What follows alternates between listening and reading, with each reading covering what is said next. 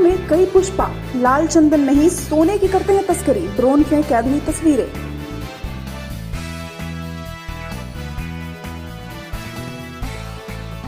सरकार लाख सुशासन का दावा करे मगर तस्वीरें कुछ और ही कहानी बयां कर रही है।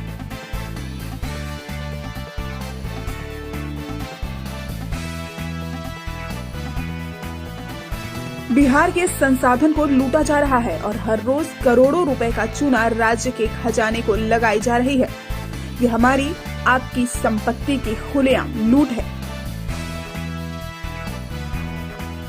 भोजपुर न्यूज ने भोजपुर जिले में सोन नदी के किनारे बालू माफियाओं द्वारा बालू के अवैध खनन की तस्वीर को जनता के बीच लाया है।